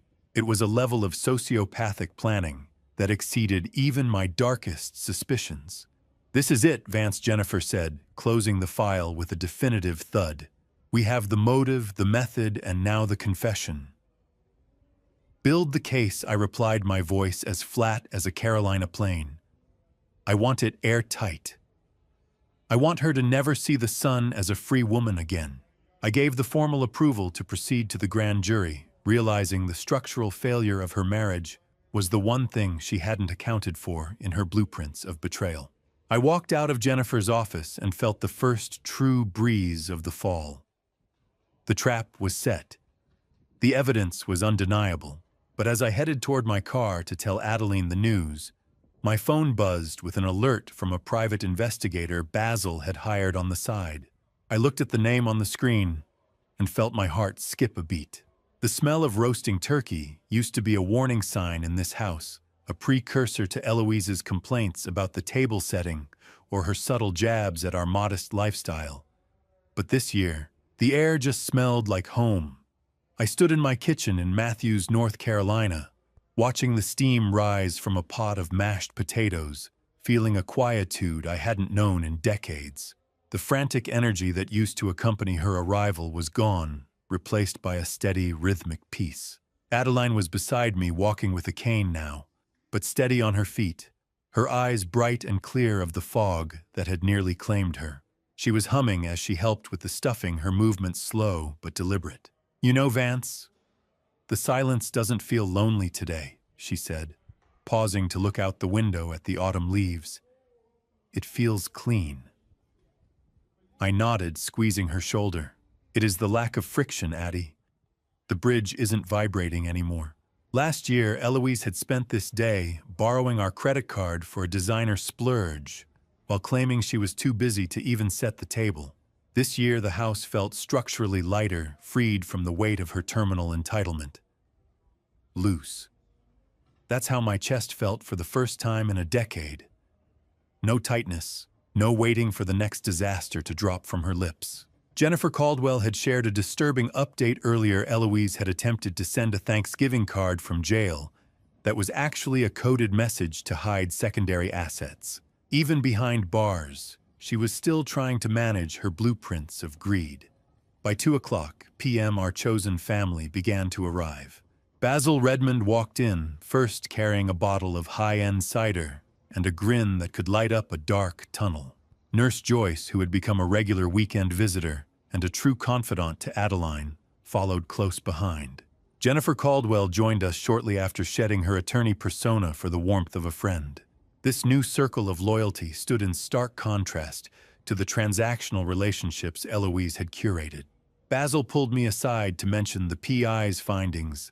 Eloise was currently trying to design her jail cell with contraband, apparently refusing to accept a reality that didn't involve silk and marble. Family isn't always a foundation you are born with. Sometimes it is a retrofit, adding new supports to an old house until it can finally stand on its own. We sat down in the dining room, the table filled with food and the sound of genuine laughter. I looked at the empty space where Eloise used to sit. I didn't feel grief, only a clinical sense of relief that the rot had finally been excised. I realized that while I had lost a daughter of blood, I had gained a village of steel. Adeline revealed she had spent the morning setting up a small trust fund for Joyce's children, using the first bit of our recovered funds to pay back the kindness that had saved her life. "We aren't looking back today," I said, raising my glass for a toast. "We are looking at who is at the table right now." As the laughter around the table rose, Jennifer leaned in and whispered to me, "Enjoy the peace, Vance. Tomorrow morning we start the mock trials. The prosecution is ready to play the 42 calls for the jury." I felt a chill, but I didn't shake. The foundation was set. I thought I had drained every drop of grief out of my system in that ICU waiting room. But as the courtroom doors locked with a heavy metallic click, I realized that some ghosts only scream when they're put on the public record. The harsh fluorescent lights of the prosecutor's office from the previous Monday were nothing compared to the cold, cavernous judgment of courtroom 1856. I sat in the front row of the gallery, my fingers intertwined so tightly they felt like a single piece of fused bone. The bailiff called the court to order, and the air in the room became pressurized, heavy with the weight of impending justice. Prosecutor Rachel stood with the posture of someone who had already seen the end of the world and survived it. She delivered a blistering opening statement, framing the case as a calculated assassination of family trust. She introduced the 42 calls motif, explaining how Eloise used the jail's communication system not to seek forgiveness, but to further her extortion. I watched my daughter at the defense table. She was dressed in a conservative navy suit, trying to mimic a professional persona that had long since rotted away. One of the early calls played during the opening revealed Eloise attempting to coach Beckett on how to accidentally delete our home office backup server while I was still at the hospital. She wasn't looking for a family, Rachel told the jury. She was looking for a payout. Detective West was called to the stand to authenticate the recordings. As the first 10 calls played, I felt a familiar nausea. Eloise's voice filled the room, not sobbing or broken, but demanding and shrill. She complained about the thread count of the jail blankets and the quality of the water. Vitamins. She was worried about her skin regimen and demanded Beckett find her designer supplements while the woman who gave her life was being kept alive by a machine. The contrast was so sharp, it felt like a blade. Have you ever heard your own voice break over a PA system? It sounds like the structural failure of a man's entire belief system broadcast in high definition. The prosecution saved the final set of calls for the end of the morning session. The courtroom fell into a pin-drop silence as my own recorded voice finally answered the 42nd attempt. The raw pain of that midnight confrontation echoed through the speakers, filling every corner of the room. "Did you ever ask if Mom was alive?" the speakers blared. "Did you ever ask if she could breathe?" Several jurors were visibly crying, wiping their eyes with crumpled tissues. "I'm not your father anymore. Goodbye, Eloise." The audio revealed a 30-second ghost call she tried to make to a private investigator to track my movements after I hung up, proving the hunt never stopped. As the audio died out, the lead juror looked directly at Eloise with a look of such visceral loathing that I knew the trial was already over in their minds. Her mask of composure finally shattered, not into tears, but into a scowl of pure narcissistic rage. She leaned over and whispered something into her lawyer's ear that made the man turn pale, his eyes darting toward me with a sudden sharp fear. "The state calls Vance Sinclair," Rachel announced. I stood up my legs, feeling like lead pipes, and moved toward the witness stand to finish what I had started. The witness stand is a lonely place, a small island of wood and Bible-sworn truth, surrounded by a sea of people waiting to see if you'll sink or swim under the weight of your own tragedy.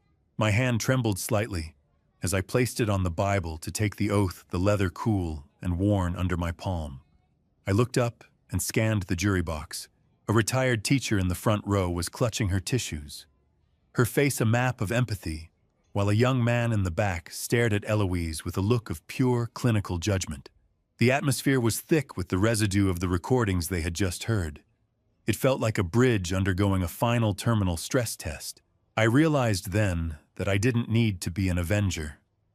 I just needed to be the inspector who points out the rot. I took my seat and looked toward the defense table. "They see you now, Eloise," I thought. "No amount of Italian wool can hide the structural failure of your soul." As I began my testimony, my eyes caught a glint of white gold at her ears. She was wearing Adeline's vintage pearl earrings, the ones my wife only wore for anniversaries. She must have stolen them during her last visit before the arrest.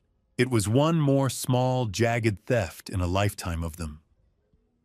During my direct examination, Eloise didn't show an ounce of fear.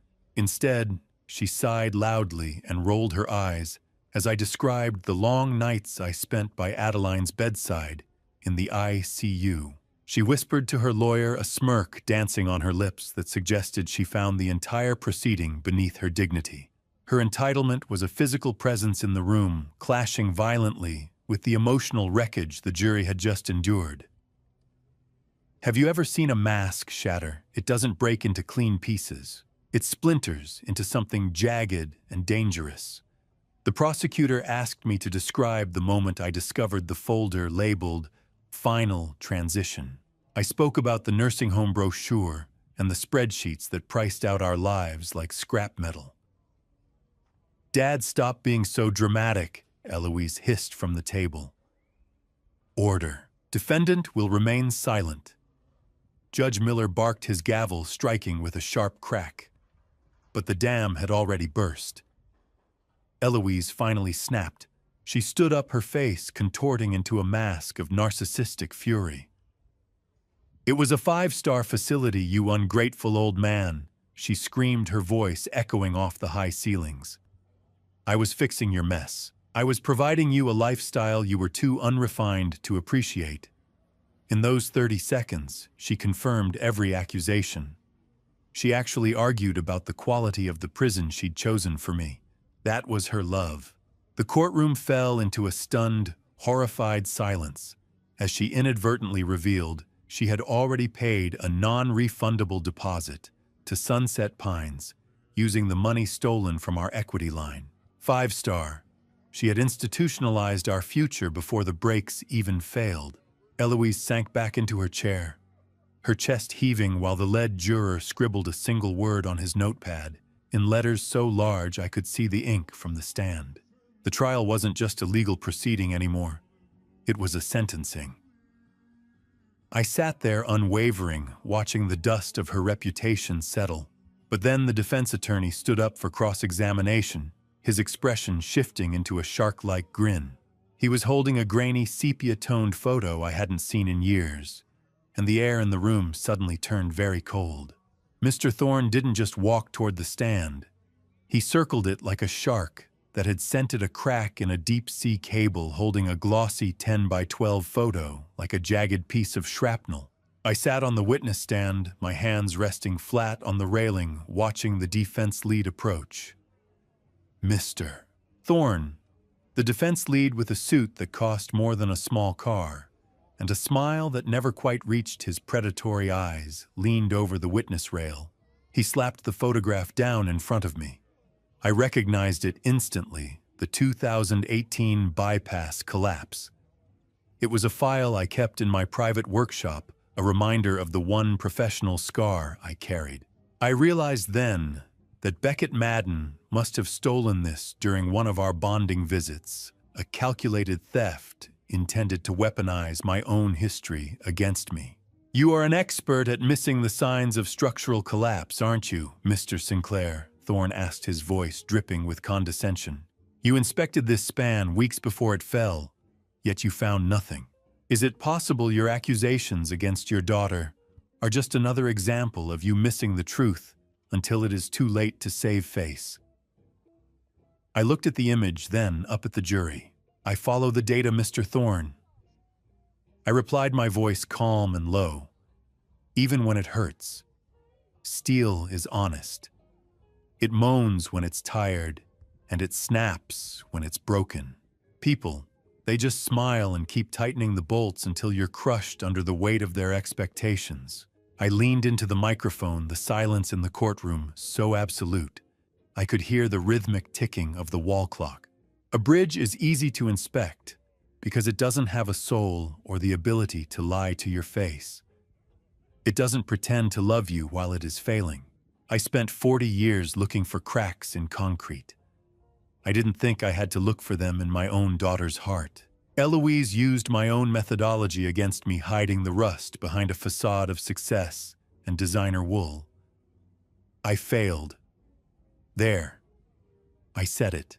The inspector missed the biggest collapse of his career because he was too busy loving the ruin. I addressed the jury directly, my gaze steady. I failed my parenting audit. I saw the entitlement and the greed years ago, but I chose to patch the cracks with money and silence because I wanted to believe the structure was sound. I let the rot spread until the whole family came down, but I'm not missing it now. I looked back at the photo Thorne had presented. Interestingly, Mr. Thorne, this bypass failed because of a fraudulent notary who certified the substandard steel, a man named Marcus Webb. The same Marcus Webb who notarized my daughter's forged documents. The air in the room suddenly felt very thin. Mr. Thorne's face went from a shark's grin to the pallor of a dead fish as I mentioned Marcus Webb.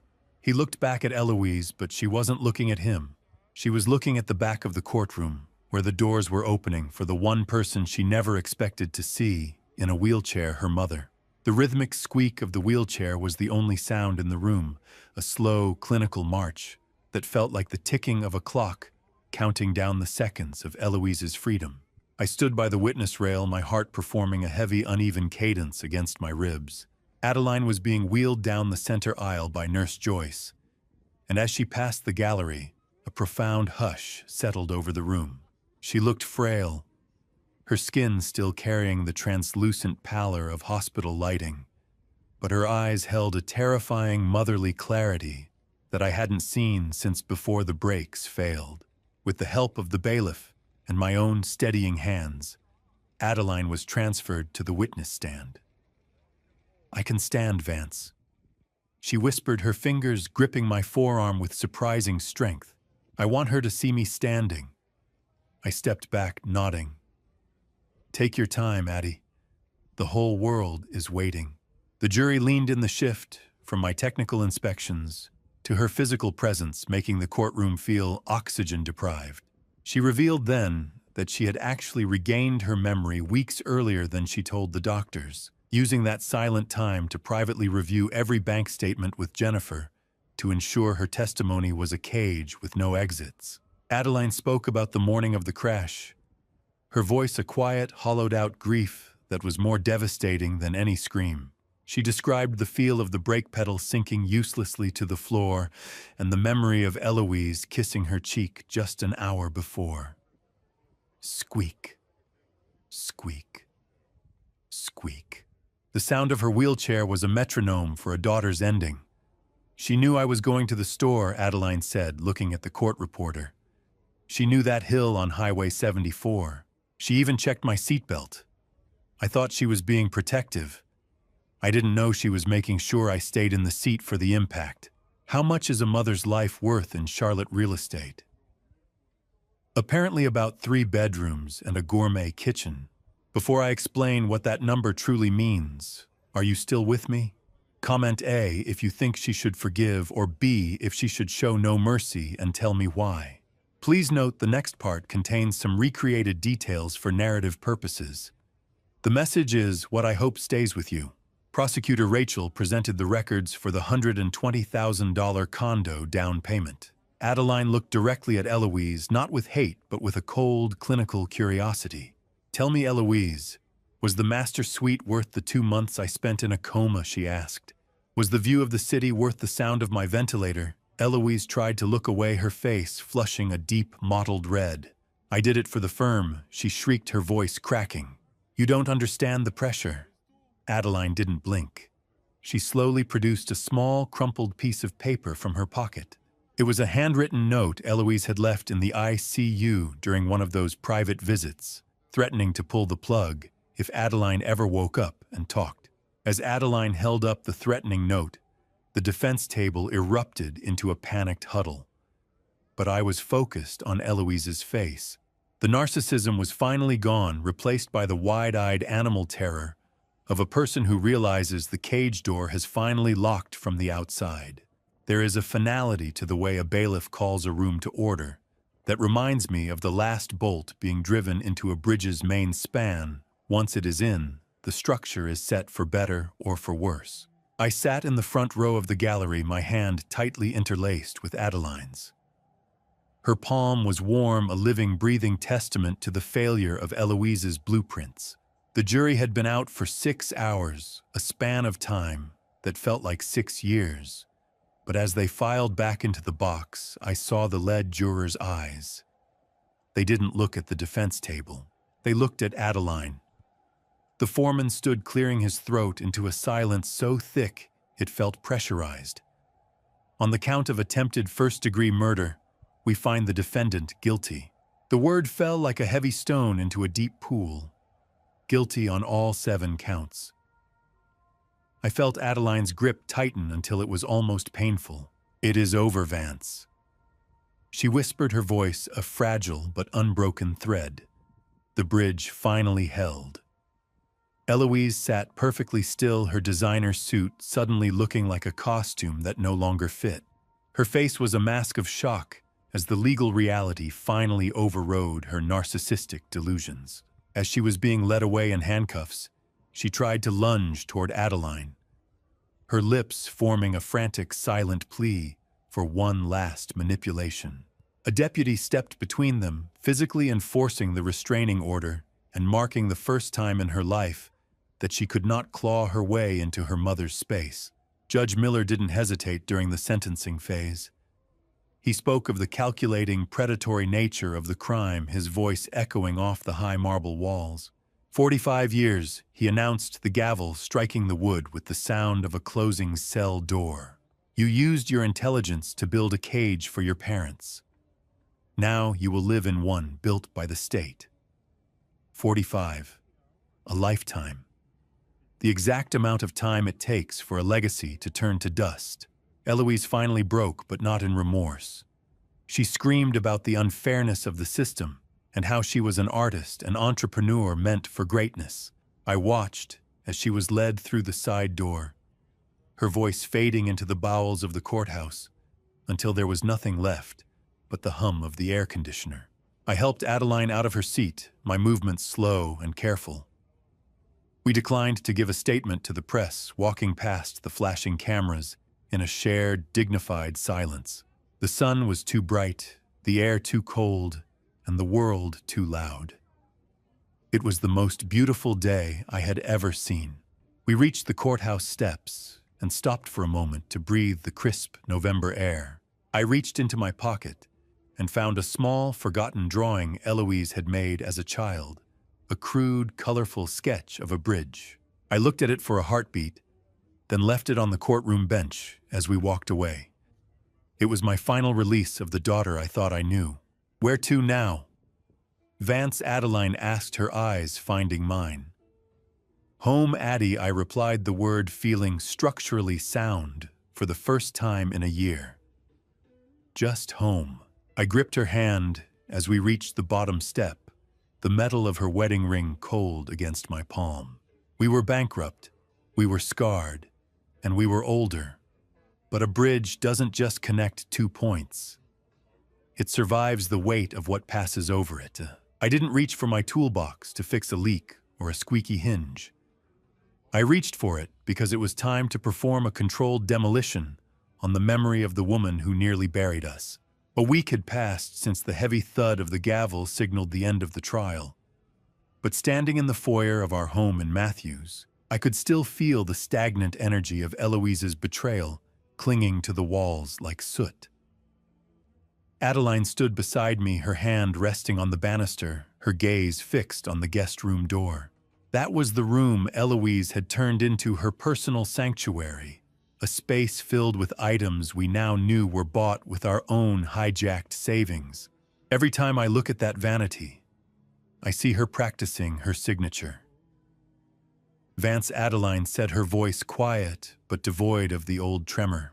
Then the vanity goes first, I replied, gripping the handle of my pry bar. We are reclaiming the square footage. As I began to disassemble the heavy oak piece, I found a floorboard Eloise had loosened near the corner.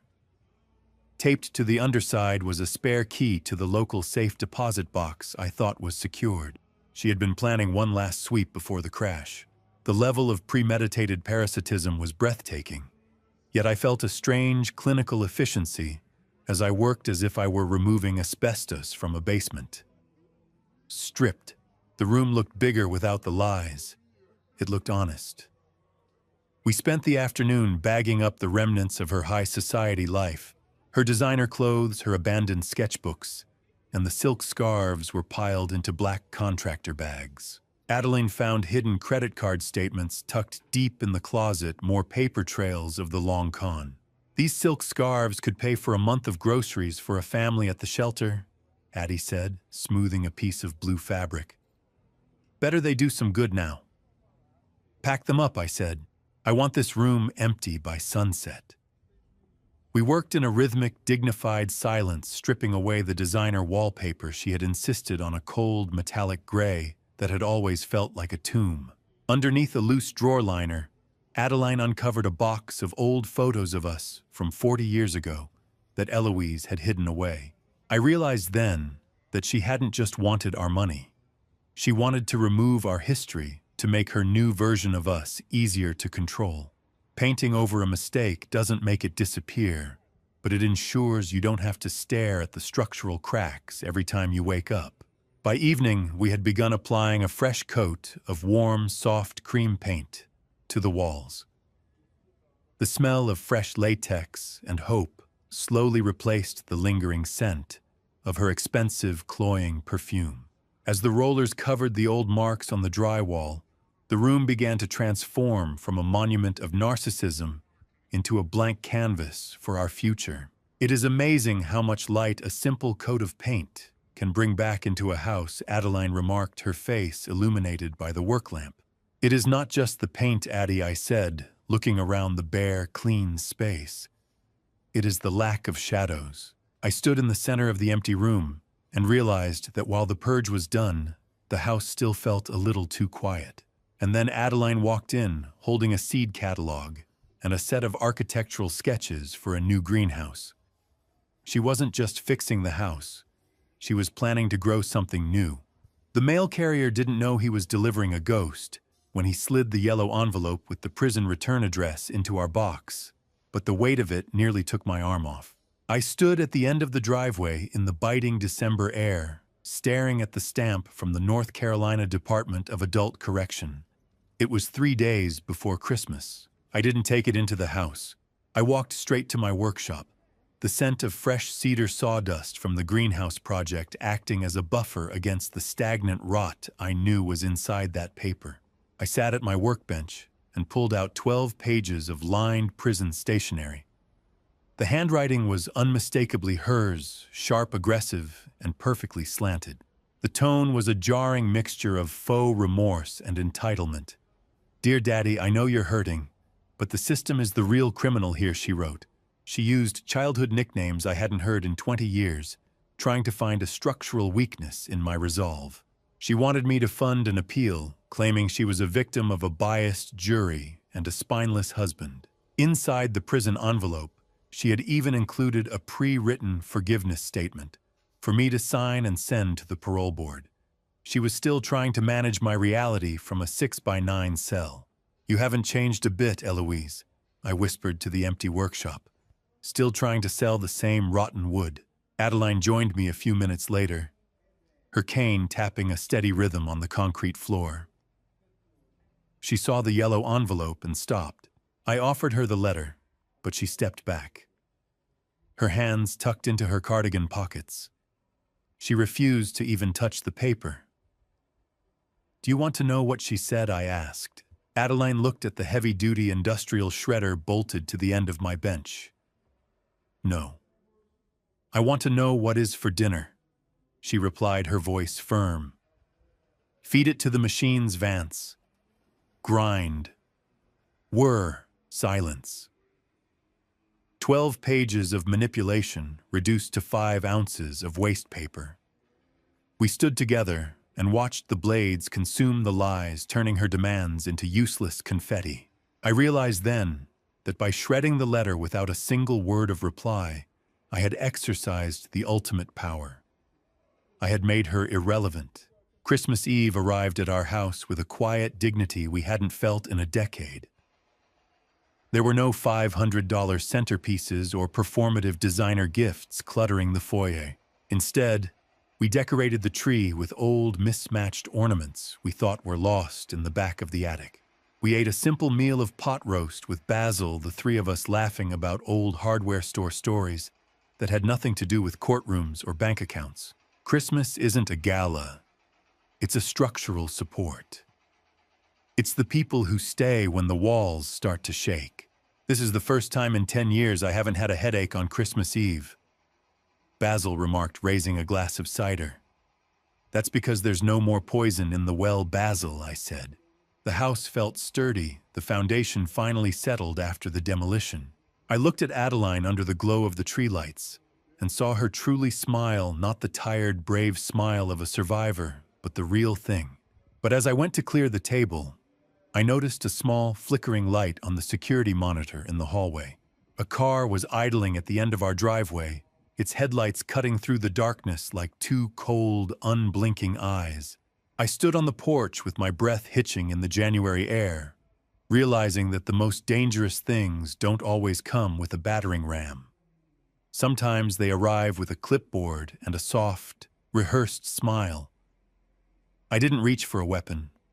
I reached for the porch light switch, ready to face whatever ghost was still haunting the curb. The headlights of the idling sedan finally cut, and a woman stepped out. Sarah Jenkins, a woman in her late 30s with a soft knit cardigan and a binder full of healing infographics, stood on the porch, looking like a missionary for a religion I didn't believe in. She was a court-mandated social worker representing a state-funded restorative justice initiative.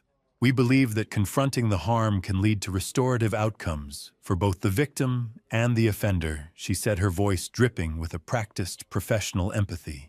Sarah revealed that Eloise herself had initiated the request, hoping a reconciliation would look good on her first parole hearing in 10 years. "My daughter didn't just cause harm, Ms. Jenkins," I replied, my voice as cold as the frost on the railing. "She engineered a collapse. You don't restore a bridge that was built to fail. You clear the debris. Restorative. A beautiful word for a dangerous lie. You don't restore a cancer. You cut it out. I invited her into the living room only because the wind had picked up. Adeline joined us, her movements slow, but her presence unyielding. She listened to the pitch for mediated letters and face-to-face meetings with a clinical silence. When Sarah finished, Adeline didn't hesitate. "I spent 40 years being a mother," she said. "I don't need a certificate of closure from the state to know I am done. Please tell the Department of Corrections that our boundary is made of reinforced concrete." We officially declined the program, choosing a future where Eloise was a closed chapter rather than a recurring character. I escorted Sarah to her car, feeling the structural integrity of my home strengthen with every step. Once the door was locked, I went to the home office to call Jennifer Caldwell. We spent the next hour reviewing the final seizure reports from the liquidation of Eloise's design firm and her luxury condo. Between the forced sales and the clawed-back insurance funds, we had recovered 80% of our original savings. 80%, Vance Jennifer said over the speakerphone. It is a miracle in these types of fraud cases. It is not a miracle, Jennifer, I countered. It is a recovery. We're rebuilding the foundation $1 at a time. 80% isn't a perfect bridge, but it's enough to carry the load. We can work with 80%. I discovered that the total included a significant sum from an offshore account Eloise thought was untraceable, proving the forensic audit had been more thorough than her theft. We were safe. We were solvent. The parasite had been purged, and the resources she tried to bleed dry were finally flowing back into the bedrock of our lives. I closed the laptop and looked at the final balance, the numbers glowing like a promise. But as I looked at Adeline, I saw her holding a small silver key I hadn't seen before, one that didn't belong to any lock in this house. She was turning it over in her fingers, her expression a mixture of secret relief and quiet sorrow. I watched the light catch the teeth of the silver key, wondering how many more doors we had to open before we were truly free. In 40 years of bridge inspection, I had learned that the smallest components, a single bolt, a hairline fracture, a silver key, are often the ones that determine if a structure stands or falls. I sat in our reclaimed living room, watching the winter light catch the jagged teeth of the small silver object Adeline held. Where did this come from? I asked, my voice barely a whisper in the quiet house. Adeline smiled, a soft, secret expression that reached her eyes. She revealed she had kept the key taped inside a 1950s cookbook Eloise frequently mocked for being outdated. Our daughter's arrogance was her own blind spot. She was so busy looking for digital treasures that she never bothered to check the physical history under her nose. Adeline explained that the key belonged to a safety deposit box she had opened in secret years ago. It contained heirloom jewelry and gold coins Eloise never knew existed. "I kept it for a rainy day, Vance," she said, her fingers tracing the metal. "I just didn't realize the rain would be a hurricane named Eloise." I felt a surge of awe.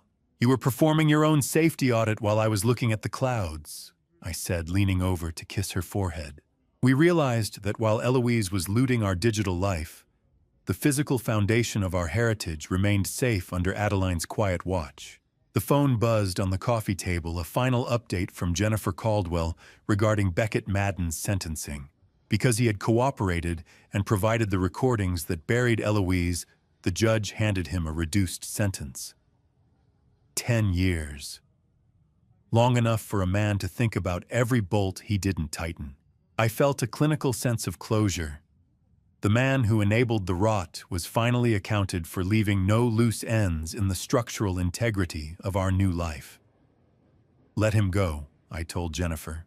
"He was just a secondary support that failed under pressure. He is irrelevant now."